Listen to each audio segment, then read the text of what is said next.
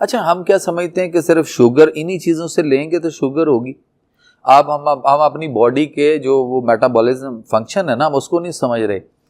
बहुत सारे शुगर के मरीज हैं, मीठी चीज़ें सारी छोड़ देते हैं।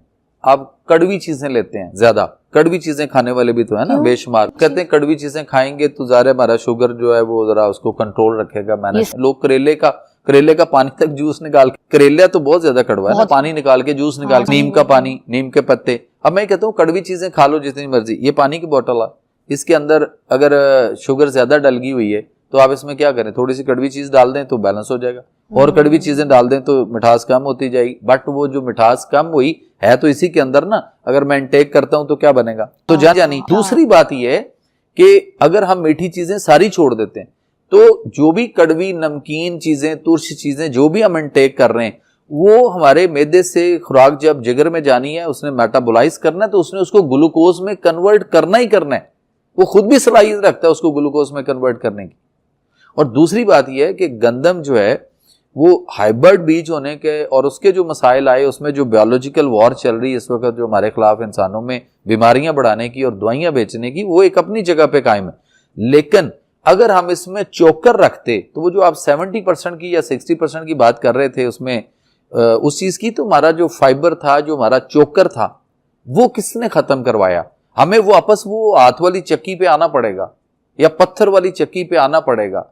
हम चाइना चक्की पे गए और वो उसमें जब डालते हैं गंदम तो वो इतना ब्रीक क्रश कर देती है। अब कभी छाना है आपने घर में आटा? में तो छान ही कुछ नहीं होता। जब छान होता था तो उस वक्त भी किसी ने माइंड सेट किया हमारे बड़ों का, और उन्होंने कहा जी छाननी से इसको छानना है। छानते क्यों थे? वो इसलिए छानते थे कि आटे में सुसरी आ जाती थी, छोटे मोटे, उसके लिए छानते थे। एक वक्त में एक चीज पे रहेंगे अगर हम ना, तो हम बहुत अच्छे रहेंगे।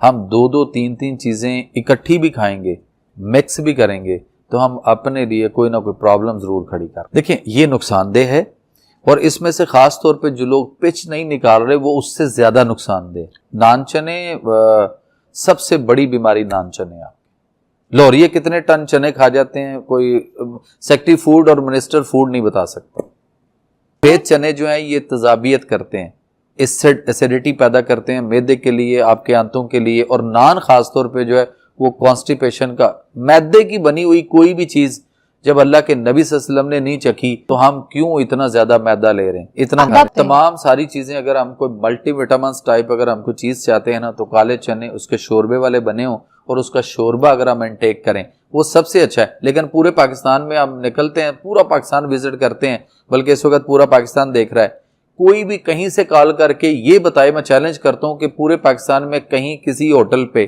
किसी ठेले पे काले चने शोरबे वाले कोई पकाता है? मिलते हैं। बेशुमार फायदे सारे हैं ही इसके, सर फायदे बेशुमार हैं। ये आपको एनर्जेटिक करेगा, आपके हड्डियों को, आपके पट्टों को, आपके मैदे को, आपके जिगर को, आपके दिमाग को, आपके असाब को, आपके उजलात को, और हर बीमारी में आपके लिए ये बड़ी कमाल की चीज। सारे विटामिन इसके अंदर हैं, इतने भी हैं, आपको हर विटामिन इसके अंदर मिलेगा, अल्लाह ताला ने रखे हैं।